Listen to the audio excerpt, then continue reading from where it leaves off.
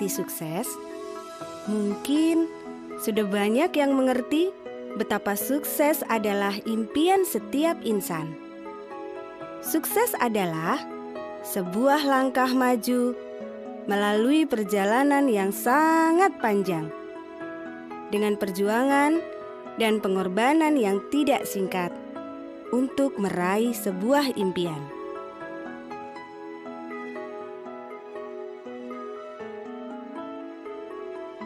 Tanpa kita sadari, betapa langkah kesuksesan telah kita jalani. Bahkan, dimulai dari hal terkecil yang kita temui dalam kehidupan sehari-hari. Dan di kampus ini, kita ciptakan para calon generasi sukses Indonesia. Di bawah bimbingan tenaga pengajar profesional yang sangat berpengalaman, yang selalu menanamkan rasa cinta kasih dan kekeluargaan dalam setiap proses pembelajaran. Kampus ini terdiri dari 6 fakultas, yaitu Fakultas Ekonomika dan Bisnis, Teknologi Informasi, Bahasa dan Ilmu Budaya, Hukum, Teknik, Pariwisata, serta dilengkapi dengan program pasca sarjana dan program pendidikan profesi akuntansi. Berbagai fasilitas yang ada siap mendukung proses pembelajaran.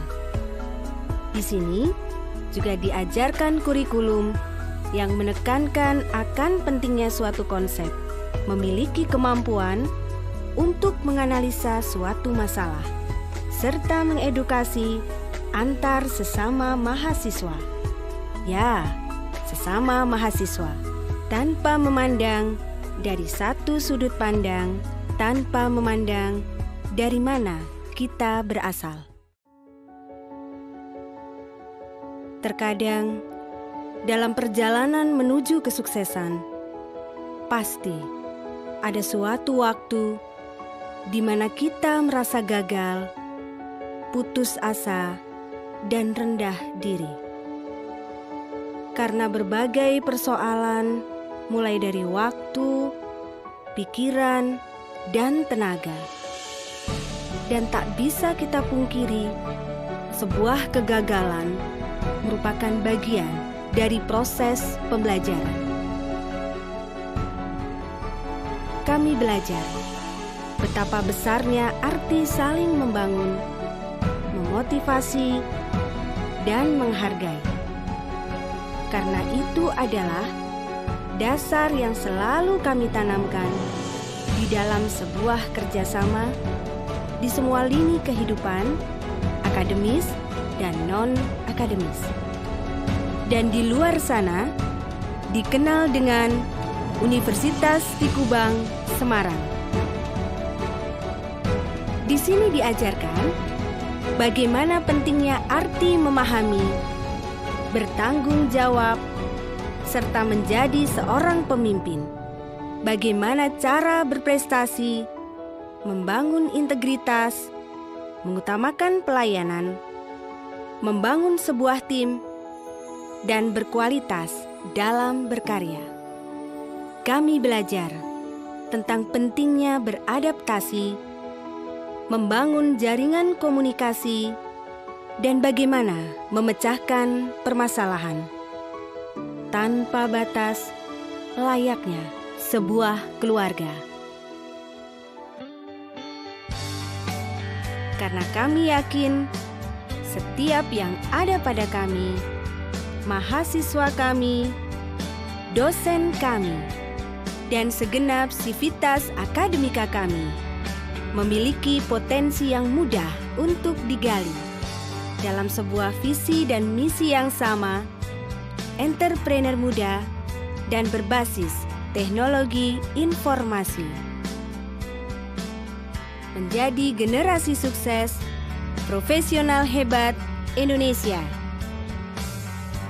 Dan untuk menjaga visi dan misi ini tetap ada, kami menunggu kehadiran kalian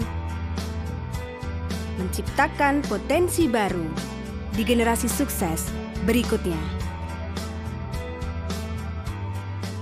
Universitas Tekubang Semarang adalah salah satu perguruan tinggi swasta di Semarang yang berdiri sudah sejak tahun 1968 dengan mengambil positioning sebagai entrepreneurial IT-based university.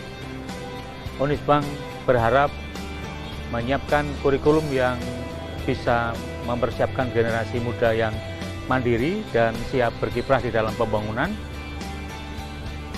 Mari saya tunggu kehadiran Anda untuk bergabung ke Unisbank sehingga Anda siap untuk menjadi orang sukses ke depan menuju kepada Unisbank berjaya dan Indonesia makin maju.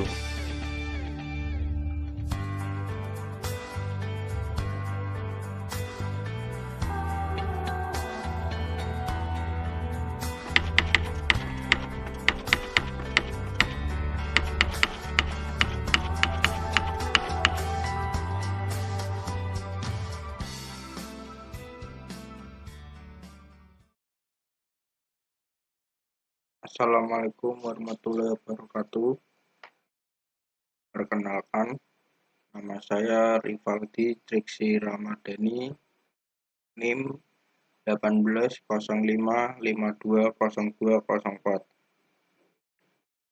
Saya dari Fakultas Ekonomi Prodi Akuntansi Universitas Tekubang Unisbank Semarang. Saya ingin mempresentasikan tentang interogasi untuk mendapatkan nilai ujian akhir semester audit investigatif. Yang pertama, pendahuluan. Wawancara dan interogasi merupakan suatu teknik atau alat investigasi yang sangat penting. Banyak orang termasuk profesional dalam bidang penyidikan mengacaukan istilah wawancara atau interview dengan istilah interogasi atau interrogation. Keduanya berbeda baik tujuan maupun cara. Apabila waktu memungkinkan, maka proses wawancara secara lisan dilanjutkan pemberian pernyataan tertulis oleh yang diminta keterangan dan ditutupi dengan interogasi dalam bentuk pembuatan BAP. Pengertian interogasi. Interogasi adalah suatu upaya yang dilakukan oleh pihak tertentu untuk meminta keterangan kepada seseorang menyangkut kesaksian orang tersebut terhadap pihak lain dan atau dirinya sendiri mengenai suatu aktivitas yang melibatkan pihak lain tersebut dan atau dirinya sendiri. Orang yang melakukan interogasi disebut dengan investigator. Sebelum melakukan interogasi, investigator sudah harus mengetahui secara mendalam semua investigative information yang relevan tentang suatu kejahatan tersebut, termasuk informasi dari saksi-saksi, informasi mengenai bagaimana kejahatan tersangkanya terungkap, informasi latar belakang mengenai tersangka yang akan diinterogasi. Interogasi bersifat akusatori atau menuduh. Dari pandangan investigator, tersangka ini bersalah meskipun seseorang dalam pengertian hukum dianggap bersalah kalau sudah ada ketetapan hakim mengenai hal yang bersifat tetap itu. Jadi, bersalah dan tidak bersalah pada bab ini adalah semata-mata dari titik pandang investigator. Sebelum melakukan interogasi, investigator sudah harus mengetahui secara mendalam semua investigative information yang relevan tentang kejahatan tersebut, termasuk informasi dari saksi-saksi, informasi mengenai bagaimana kejahatan dan tersangkanya terungkap, informasi latar belakang mengenai tersangka yang akan diinterogasi dan tersangka lainnya. Investigator bisa berhadapan dengan tersangka yang emosional dan non-emosional. Subjek yang emosional akan mengalami yang pertama, perasaan bersalah dengan penyesalan yang mendalam. Yang kedua, ketenangan batin yang sangat ketenangan batin yang sangat terganggu. Yang ketiga, hati nurani sangat terusik. Subjek yang non-emosional tidak merasa ada beban.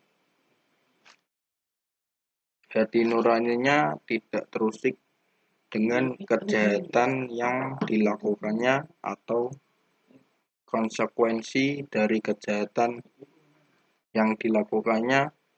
Taktik terbaik dalam menghadapi subjek yang non-emosional adalah menyodorkan faktual analisis aporak atau pendekatan analisis fakta. Berikutnya, langkah-langkah interogasi. Sebelum memasuki langkah 1 dari interogasi, tersangka dipersilahkan duduk dalam ruangan interogasi sekitar 5 menit. Tersangka yang bersalah cepat mereka-reka apa yang akan ditanyakan, akan menjejal otaknya dengan jawaban-jawaban. Hal ini menimbulkan ketidaknyamanan. Semakin lama ditinggal sendiri, ia semakin ragu, bingung, dan membuyarkan upayanya untuk berbohong. Beberapa tersangka berpikir begitu dalam dan khawatir dengan nasibnya, sehingga mereka terperangah ketika investigator memasuki ruangan. Sorot mata dan perilaku umum mengindikasikan mereka mengharapkan kebohongan mereka cepat terungkap. Tersangka yang tidak bersalah umumnya melihat wajah investigator tanpa merasakan beban atau tekanan batin.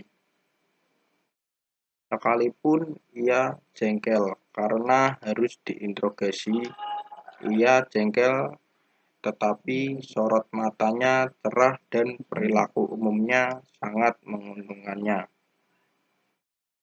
Sebelum memasuki ruangan, investigator sudah mempunyai persiapan yang cukup. Ia harus membawa map atau folder tebal yang berisi bukti-bukti mengenai kasus itu, atau simulasi tentang suatu kasus. Selain folder itu, investigator bisa juga membawa berkas yang menunjukkan rekening koran, laporan akuntan forensik, foto-foto pelaku dan rekannya sedang berlibur ke negara-negara tempat ia menyimpan harta karunnya. Investigator memasuki ruangan dengan berwibawa dan percaya diri yang tinggi. Direct positive conversation. Pada awal interogasi, tersangka mengamati investigator secara seksama. Ia menilai apakah investigator yakin bahwa ia bersalah. Jika ia mendapatkan kesan sekecil apapun bahwa investigator tidak yakin akan kesalahannya, ia tidak akan mengaku. Tanpa keraguan sedikitpun, investigator menembakkan sangkaannya secara langsung atau direct. Investigator mengkonfrontasikan tersangka secara tegas. Positive conversation. Sebaiknya dalam posisi berdiri, misalnya dengan pembukaan, investigasi kami menunjukkan bahwa Andalah yang melakukan. Lanjutkan dengan kalimat yang singkat, langsung, dan tegas. Direct dan positif. Direct dan positif sambil membuka halaman tertentu dalam folder yang berisi bukti-bukti. Segera sesudah direct positif conversation, investigator membuat transition statement atau pernyataan peralihan. Perilaku tersangka dalam menanggapi transition statement memperkuat penilaian investigator atau perilaku tersangka. Interrogation theme. Tersangka yang bersalah sudah membuat atau mencari kebenaran sebelum atau ketika ia melakukan kejahatan. Pertanyaan investigator yang berisi tema tertentu langsung ditangkap tersangka yang bersalah. Tema-tema itu bisa berupa keadaan keuangan terdesak manusia lain atau keadaan sebagai kambing hitam. Handling denials. Bagi investigator tidak mudah mendapatkan pengakuan dari tersangka. Tersangka yang bersalah dan tidak bersalah akan memberikan penyangkalan. Overcoming objection. Dalam langkah ini, investigator berupaya mengatasi benteng pertahanan kedua dari si tersangka. Benteng pertahanan pertamanya adalah penyangkalan, benteng pertahanan keduanya adalah keberatan. Tersangka yang melihat kesia-siaan dalam upayanya menyangkal akan mengubah taktiknya dengan mengajukan keberatan. Keeping the suspect attention. Tersangka sudah kehilangan percaya diri untuk terus mengemukakan ketidakbersalahannya. Ia sudah sampai di suatu titik di mana membiarkan investigator berbicara apapun. Ia berdiam diri dan investigator menjadi pembicara tunggal. Handling denials. Bagi investigator tidak mudah mendapatkan pengakuan dari tersangka. Tersangka yang bersalah dan yang tidak bersalah akan memberikan penyangkalan. Penyangkalan dapat dilakukan secara verbal, seperti tidak atau tidak melakukannya, atau dalam bentuk nonverbal seperti menggelengkan kepala. Subjek menyangkal sebagai tanggapan atas tuduhan. Penyangkalan pada dasarnya adalah pernyataan bahwa tuduhan itu palsu, tidak benar, keliru, salah alamat, dan seterusnya. Tahap penyangkalan merupakan tahap yang sangat menentukan.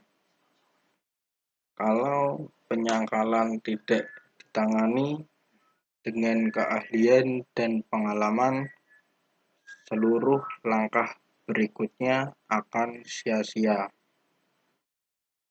Tujuan utama dalam langkah 3 adalah mencegah tersangka meluncurkan penyangkalan yang tidak perlu dan sebenarnya hanya akan mengganggu perhatiannya dari tema interogasi dan upaya investigator selanjutnya untuk mengungkapkan kebenaran. Tersangka yang memberikan penyangkalan yang lemah mengindikasikan ia bersalah. Ia memberi penyangkalan karena ingin investigator terlibat dalam game atau permainan yang disiapkannya. Karena itu, investigator harus tekatan meluncurkan pernyataan transisi atau transition statement. Kalau tersangka mengajukan penyangkalan yang lebih tegas dan mantap, investigator harus menilai kembali apakah tersangka bersalah seperti pada penilaiannya di awal interogasi, atau masih ada kemungkinan tersangka tidak bersalah. Keeping the suspect attention. Tersangka sudah kehilangan kepercayaan diri atau ketangguhannya untuk terus mengemukakan ketidakbersalahannya. Ia sudah sampai di suatu titik di mana membiarkan investigator berbicara apapun, ia berdiam diri dan investigator menjadi pembicara tunggal. Dialog berubah menjadi monolog. Pikirannya mungkin bergeser pada konsekuensi dari perbuatannya. Bayang-bayang bahwa ia dan keluarganya harus menanggung malu. Ia diajukan ke meja hijau dan siapa tahu ia barangkali harus mendekam di penjara. Dalam tahap ini, kedekatan fisik, jarak kursi investigator dan tersangka, serta kontak mata sangat penting. Perilaku verbal dari investigator juga sangat menentukan dalam mempertahankan momentum ini. Investigator berupaya melibatkan kembali tersangka ke dalam percakapan. Salah satu caranya adalah membuat pertanyaan yang bersifat hipotesis dan membujuk tersangka untuk menjawabnya. Selanjutnya, handling the suspect passive mood.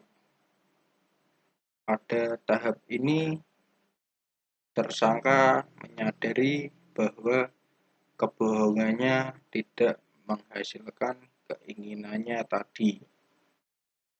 Ia menunjukkan sifat kalah kepada tertunduk, bahu menurun, kaki lemas, mata berkaca-kaca. Mentalnya berada pada titik terendah. Perubahan ini mengisyaratkan adanya pergolakan di dalam batin tersangka untuk menceritakan kebenaran. Presenting the alternative question merupakan puncak dari pengembangan tema interogasi. Investigator mempersempit temanya ke unsur utamanya dan memasuki pertanyaan alternatif. Ketika memilih suatu alternatif, tersangka sesungguhnya telah mengakui bersalah.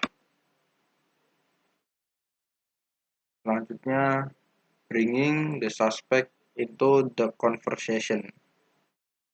Dalam langkah ini, tersangka diarahkan untuk menceritakan rincian dari perbuatannya yang pada akhirnya akan dirumuskan menjadi pengakuan yang bisa diterima sebagai bukti hukum. Selanjutnya, presenting the alternative question. Pola pertanyaan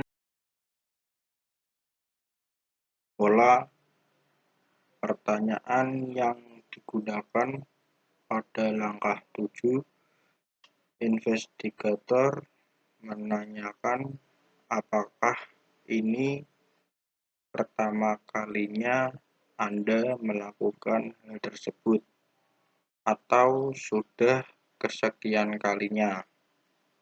Pilihan 1, ini pertama kalinya ia melakukan hal tersebut. Mungkin lebih bisa dimaafkan dari pilihan kedua, yaitu sudah kesekian kalinya. Namun, keduanya merupakan pengakuan kesalahan. Seorang yang tidak bersalah jangan diharapkan akan memberi pengakuan sekedar karena investigator mengajukan pertanyaan pilihan. Tersangka mengaku karena keinginannya untuk mengaku, apapun alasannya. Tersangka yang tidak bersalah akan menolak pilihan apapun dalam pertanyaan pilihan dan akan gigih mempertahankan ketidakbersalahannya. Selanjutnya, the written conversation, yaitu pada puncaknya tersangka memberikan pengakuan secara tertulis. Adanya untuk kita di Indonesia adalah berita acara pengakuan atau dokumen semacam itu. Di Indonesia, investigator sering melakukan interogasi sambil mengetik jawaban tersangka menurut persepsi investigator. Pada akhirnya interogasi, tersangka diminta menandatangani berita acara pemeriksaan. Kelemahan dari cara ini adalah pengakuan tertulis ini tidak menggunakan atau tidak sepenuhnya menggunakan kata-kata, kalimat, atau bahasa tersangka. Kemudian hari, tersangka menyangkal beberapa pengakuan itu. Penyangkalan lebih mudah diterima orang-orang yang mendengarnya. Berbicara pada pengadilan karena struktur kalimat dan ungkapan bahasanya berbeda dengan apa yang tertulis dalam berita acara.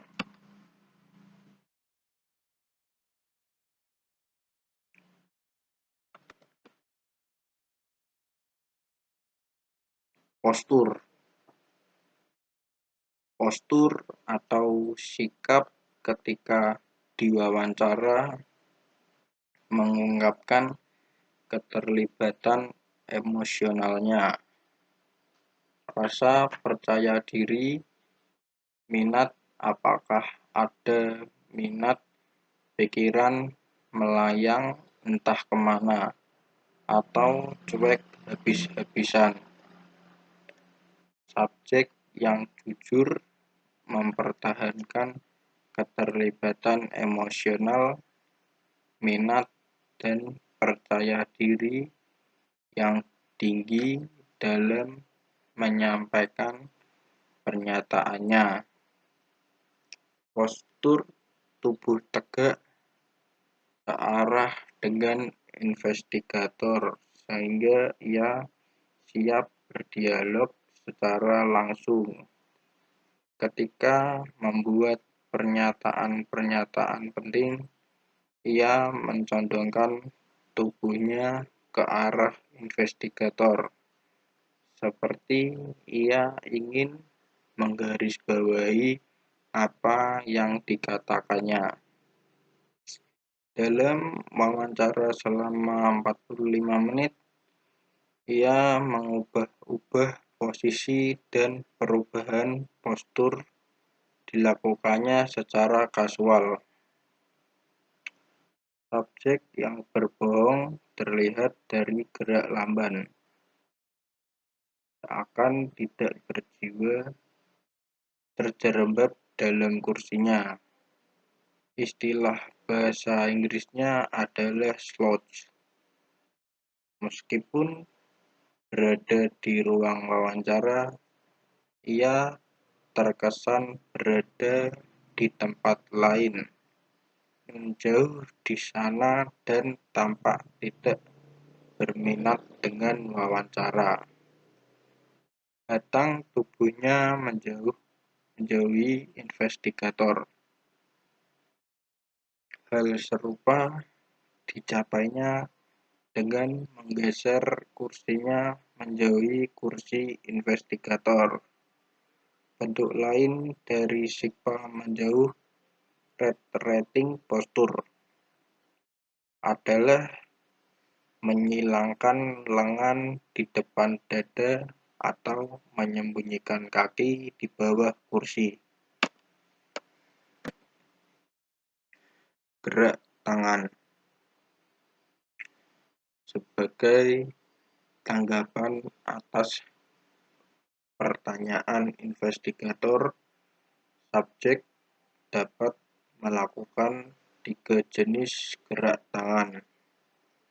Yang pertama, subjek tetap tidak melibatkan dirinya, tidak ada gerak tangan sama sekali yang merupakan tanda bahwa ia tidak mempunyai percaya diri terhadap jawaban yang sudah atau akan diberikannya, atau ia memandang pertanyaan-pertanyaan itu tidak penting.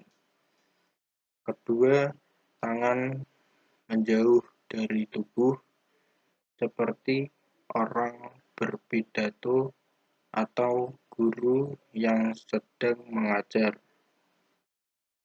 Gerak tangan seperti ini disebut perilaku menjelaskan illustrating behavior. Yang ketiga yaitu tangan mengarah pada bagian tubuh. Gerak tangan ini disebut perilaku menyesuaikan, yaitu adaptor behavior. Gerak kaki. Ketika subjek menghilangkan satu tungkaiannya pada yang lain, ia mungkin menghentakkan satu kakinya ke tanah. Kalau hal ini sering dilakukannya, ia tanda kecemasan.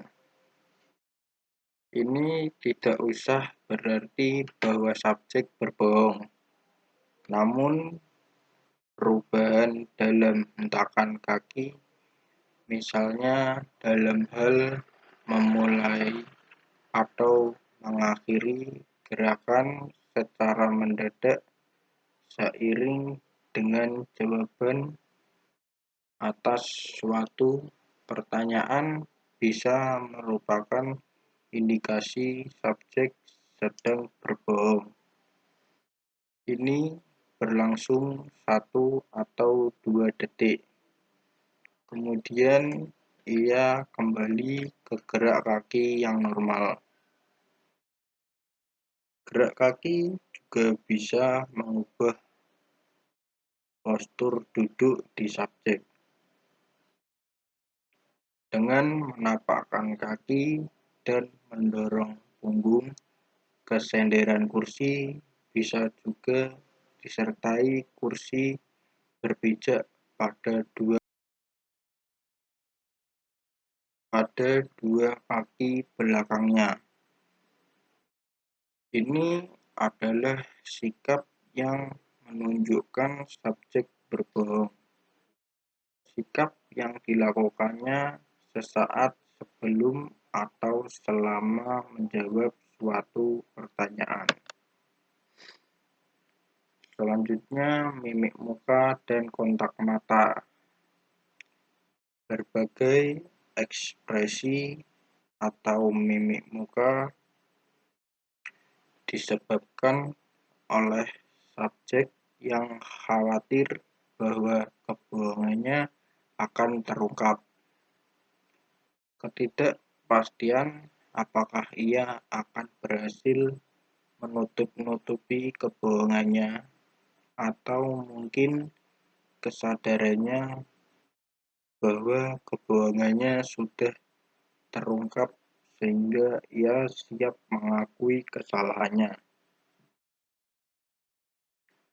Kenyataan bahwa ekspresi mukanya berubah sebenarnya sudah merupakan indikasi bahwa subjek berbohong. Baliknya, tidak adanya perubahan mengindikasikan subjek itu jujur. Dari semua perubahan mimik atau ekspresi wajah, yang paling sulit dievaluasi adalah kemarahan.